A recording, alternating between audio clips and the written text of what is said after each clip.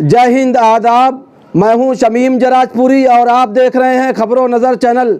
सबसे तेज़ और ताज़ा समाचार देखने के लिए बने रहिए हमारे साथ। अब खबर विस्तार से। खबर यूपी के आजमगढ़ से है, जहां शहर कोतवाली हलके के चकला पहाड़पुर की रहने वाली शबाना परवीन ने गुरुवार को शहर कोतवाली में तहरीर देकर अपनी ननद हेना और उनके शौहर सलमान अंसारी के साथ ही माफिया डॉन अबू सलीम के भतीजे मोहम्मद आरिफ के ऊपर कुछ रचित दस्तावेज तैयार करके जमीन को हड़पने और रंगदारी मांगने का इल्जाम लगाया था। इस मामले में पुलिस ने मुख्तलिफ धाराओं में मुकदमा दर्ज करके मोहम्मद आरिफ को मुंबई से और हेना और उनके शौहर सलमान अंसारी को आजमगढ़ से गिरफ्तार करके जेल भेज दिया था। आज शनिवार को इस मामले में एक नया मोड़ उस वक्त आया जब मुकदमे की वादी शबाना परवीन की सास शहर के मोहल्ला पहाड़पुर की रहने वाली शाहिदा खातून पत्नी स्वर्गीय नसीम अहमद ने बाकायदा प्रेस वार्ता करके अपना पक्ष रखने के लिए मीडिया के सामने आई। मीडिया के सामने अपनी बहू के तमाम इल्जामात को खारिज और बेबुनियाद बताते हुए अपनी बहू के ऊपर कई गंभीर आरोप लगाई। शाहिदा खातून ने कहा कि मेरी बहू करोड़ों की संपत्ति और होंडा मोटरसाइकिल एजेंसी पहाड़पुर शहर आजमगढ़ अकेले हड़प लेना चाहती है, जबकि मेरे अलावा मेरा छोटा बेटा जैद अहमद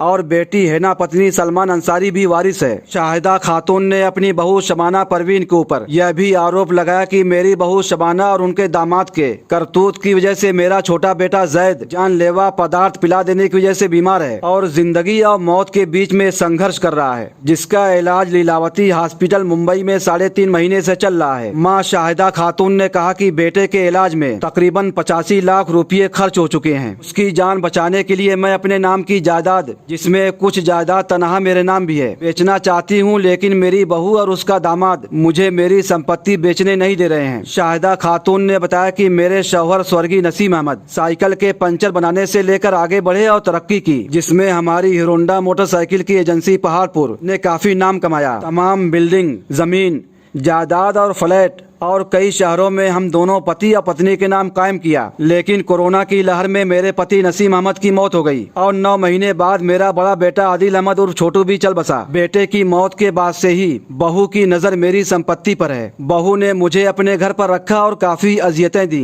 2 वक्त का खाना भी मुझे नहीं दे पाती थी। शाहिदा खातून ने कहा कि मेरी बहू मेरी तमाम जायदाद को हड़प लेना चाहती है, इसीलिए उसने झूठा मुकदमा मेरी बेटी हेना और दामाद सलमान अंसारी के नाम कराया है। और जहाँ तक रही बात अबू सलीम के भतीजे मोहम्मद आरिफ सरमीर की, उससे हमने कोई मदद नहीं ली है। मोहम्मद आरिफ की साली से मेरे छोटे बेटे जैद की शादी हुई थी, लेकिन वह ज्यादा दिन तक नहीं चली थी, दोनों का तलाक हो गया था। शाहिदा खातून ने प्रशासन से मांग किया है कि पूरे मामले की निष्पक्ष जाँच कराकर हमें इंसाफ दिया जाए। शिबली नेशनल कॉलेज के पूर्व प्रिंसिपल सलमान अंसारी और उनकी बीवी हेना की गिरफ्तारी के बाद प्रेस कॉन्फ्रेंस को खिताब करते हुए सलमान अंसारी की सास और उनकी बीवी की मां शाहिदा खातून ने क्या कहा है, आइए हम आपको दिखाते हैं और सुनाते हैं। अच्छा, ये बताएं, जो कल कार्रवाई हुई है उनके तरफ से की गई है जी, क्या कहेंगी इस पे कि क्या मामला है, हकीकत क्या है इसमें? वो हाँ, क्या नाम है, कल का मामला जो है, वो जो हमारी बहू जो है वो हमारी दुश्मन से भी बढ़ करके है। वो चाहती थी कि बस ये यहीं पर रहें। हमको बहुत उसने अजियत दिया, बहुत दुख दिया, न खाने को दे, न पीने को दे, सारे नौकरों से मना कर दिया। क्या नाम बहू का है? बहू का शबाना परवीन, दामाद का नाम है खालिद नजीर। वो तो दर कमीना है। हाँ, तो बताएं क्या मतलब क्यों ऐसा करती थी? इसलिए ना कि क्या नाम है, सारी प्रॉपर्टी मेरे शौहर के नाम बहुत प्रॉपर्टी थी। तो जब शौहर हमारे उसमें है, जब शौहर मर जाता है तो उसकी जो थोड़ी प्रॉपर्टी है बीवी के नाम हो जाती है ना। आप में भी होगा ये। हाँ, तो उनकी प्रॉपर्टी, हमारे शौहर की प्रॉपर्टी मेरे नाम सब हो गई। मेरे प्रॉपर्टी बहुत हो गई। अब उसने सोचा कि इनको किस तरह से इनकी प्रॉपर्टी को हथियाया जाए। इनको झूठ अपने पास रखा। बड़ी खिदमत है, बहुत आदमी अच्छी हैं, ये है वो है, लेकिन न खाने को दे, न पीने को दे, सारे नौकरों को मना कर दिया कि ना इनकी कोई दवा लाओ, ना इनका कोई काम करो, ना इनको कोई कदम है ऊपर से चाय पहुँचाओ, न खाना पहुँचाओ। सब पकाते थे, खाते थे, खूब पकाते थे, खाते थे। कहते थे कुछ पका नहीं है, मछली पका में तो खाए। जब उसमें धोवन बचा रहा है, उसमें आलू डाल करके 2 जली थी रोटी ला करके नीचे हमको पहुँचा दे। वो हम खाना, हम ऐसा खाने वाले नहीं है। सारा 4 महीने पहले की बात है जी। तब जब हम एकदम आजिज आ आपके गए। लड़के के इंतकाल के बाद की बात है। जी जी, और इस लड़के को मेरे बड़े वाले लड़के को भी इन्हीं सब ने मारा है। इसलिए मारा है कि बड़ा बड़ा लड़का बहुत हमारा ज़हीन था। हल्का सा कोरोना हुआ, पहले वो गोरखपुर अस्पताल जो है वहाँ पे बहुत सारे मरीज थे कोरोना के। अब हमारा लड़का ठीक हो चला था। अब फिर उसके बाद से पता नहीं क्या हुआ, कहता है कि हमने कहा ए खालिद हम गए थे देखने अपने बड़े बड़े लड़के को। हमने कहा खालिद तुम बहुत थक गए होगे, अब तुम घर चले जाओ, दूसरे आदमी को भेज दो छोटू को देखने के लिए। छोटू हम बचपन से कहते थे हम लोग दुराग में। तो कह नहीं अम्मी हम बिल्कुल ठीक है, हम देख लेंगे। आखिरकार कहीं आप जाइए घर, आराम से रहिए। हमको घर भेज दिया और अपने ही था। अब फिर उसने कहीं कोई अस्पताल ऐसा भी है कि जहाँ के ले जा करके मरीज़ों को मारा जाता है इंजेक्शन के ज़रिए, और फिर उसके बाद झूठा सर्टिफिकेट बनवाया जाता है और दिखाया जाता है, और फिर उसके बाद सारी प्रॉपर्टी अपने हथियार ली जाती है। मतलब आपका मार दिया उन्होंने? हाँ, उसी ने इन्हीं बेटी दामाद ने मरवाया है हमारे लड़के को, छोटू को, ताकि छोटू जब रहेगा तब देख करेगा ना, तो हम लोग प्रॉपर्टी मिल नहीं पाएगी। यही बात है ना जी। आप तो लड़के हमारे थे, अदील उर्फ छोटू और जैद अहमद को भी इसने फिर जब उसको मार लिया तो तब भी तसल्ली नहीं हुई। तब छोटे वाले लड़के को इसने क्या नाम है, अच्छा भला था, 4 साल भर की बात है, साल भर से लीलावती अस्पताल में सर बिस्तर पे है, पूछ लीजिए सारी से सब।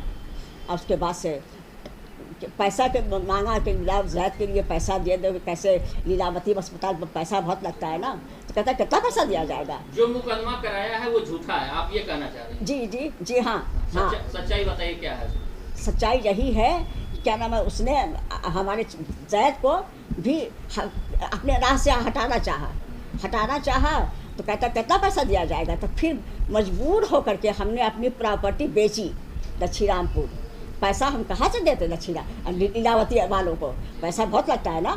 जी हाँ, अरे बहुत पैसा अब तक लग चुका है, 50 लाख लग चुका है, इससे ज़्यादा ही लग चुका है। अभी परसों नरसों हमने 20-25 लाख रुपया भेजा है लड़के के लिए, इलाज के लिए। अब माशाअल्लाह थोड़ा लड़का ठीक हो चला है। फिर भी अभी उसका भी नाम ले रही है कि जैद ने ऐसा किया। अब हाँ, जैद को मारने के लिए 2-3 आदमी लेके के गई थी, इसके शबाना परवीन के 2-3 आदमी गए थे मारने के लिए जैद को। तो जैद जब था कमरे में लेटा था तो कह रहा है कि जैसे लग रहा है कि पर्दा हिला है, कोई मेरे पीछे से आया है, अब मेरा पीछा कर रहा है। तो ये समझ गया जैद कि ये सब हमको मारने के लिए आए हैं। और लीलावती में किसी को अलाउ नहीं है जाने का ना, एकदम नहीं। लेकिन वो बाहर से पर्दा कुछ सबको आहट लग गई कि जैद यहीं पे हैं, अब अंदर जा नहीं सकते थे मारने के लिए।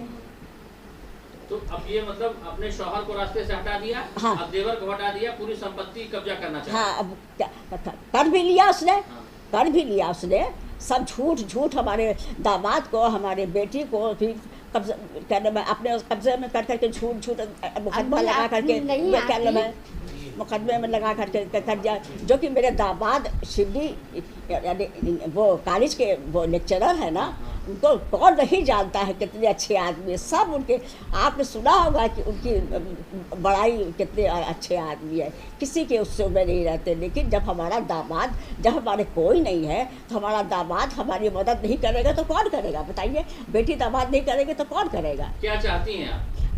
क्या शासन प्रशासन से, सरकार से क्या चाहती हैं? सरकार कि भाई हमको अपनी ज़िंदगी अपने खुद से जीने दिया जाए। हाँ, हमारे पास पीछे क्यों सब लगा, सब उन्हें मार कर ये भी सबको चैन नहीं मिला है कि हट जाए, रास्ते से हट जाए, इनको जीने दे आराम से, इनके बेटी दामाद को इनको जीने दे। तो मुकदमा जो हुआ है उसकी जांच हो जाए। हाँ। और जांच के बाद जो सही है वो होना हाँ चाहिए। जी। आप बताएं क्या मुकदमा यही है कि झूठ इल्ज़ाम लगा करके कि ऐसे है तो ऐसे है, हमारी सारी प्रॉपर्टी इन्होंने हथियार लिया है, लिख लिया है, ये कर लिया है, वो कर लिया है, किसी तरह से हमारे कब्ज़े में हो जाए, इनकी प्रॉपर्टियाँ जितनी बची खुची है वो भी हो जाए। जैद का जो शेयर भाई इनके हमारे शौहर के 2 लड़के थे, अदील और जैद। जैद को थोड़ा 40% था और छोटू का 60 था, क्योंकि छोटू बड़े थे, छोटू पूरा कारोबार देखते थे। तो 40% पूरा का पूरा उसने वो भी हथिया लिया। अच्छा, अब छोड़िए, ये बताइए कि आपका ये मामला इसलिए क्यों बना कि आपने एक गुंडे माफिया अबू सलेम के भतीजे को हायर किया और उससे प्रॉपर्टी के नाम पे कब्जा करने के लिए धमकी दिलाई गई, जिसका मुकदमा है और सीसीटीवी फुटेज नहीं, वो सब गलत है। वो असल में ना उसी की छोटी बहन, उसकी छोटी साली से हमारे जैद की शादी हुई थी। लड़कियाँ जरा सा हाईवे किस्म की थी, थोड़ी दिमाग की तेज़ थी, पति नहीं जैद से 2 ही 4 महीने के बाद डिवोर्स हो गया। किसकी शादी हुई थी? जैद की। किससे? अरे अबू सलेम नहीं, अरे आरिफ से। आरिफ। हाँ। आरिफ की बहन से शादी हुई थी? हाँ जी, हाँ, आरिफ की साली से हुई थी, साली से हुई थी। अच्छा, और इसकी तो नहीं हुआ तो भाई तिराक हो गया। तो जो धमकी वाला मामला रहा कि पैसे का लेन देन करके और इस तरीके से उसको इन्वॉल्व किया गया, ये सब झूठ बात है। क्या जैसे ये है कि जो आरिफ का मदद लिया गया, आप लोग मदद लिए, उनका कुछ उनसे कहें कि हमको मदद करिए? नहीं, हमने उनकी किया, मतलब पैसा भेजते थे, उसी में से वो अपना जैद की रात और दिन खिदमत। वो नहीं, वो जैसे मुकदमा जो लिखवाया गया, ये लिखवाया गया कि संपत्ति को कब्जा करने के लिए आपने अबू सलेम के भतीजा आरिफ की मदद लिया। नहीं ना, बिल्कुल गलत, बिल्कुल ऊपर वाला देख रहा है। देखिए, हम झूठ बोल सकते हैं, लेकिन ऊपर वाला हमारा है ना, हम लोग में झूठ नहीं बोलते ना, बिल्कुल गलत, 100% गलत। अच्छा, ये मदद लिया तो हमने अपने उससे मदद किया। हमारे शौहर ने जब तक थे उन्होंने अपने उससे वो किया, उससे कोई मदद नहीं, हमने उसकी आरिफ की मदद किया, खाने की, पीने की, करने की, कहाँ से चलाता बेचारा। अब आप क्या चाहती हैं? चाहती हैं कि हमारे सब काम खत्म करते और शबाना पे और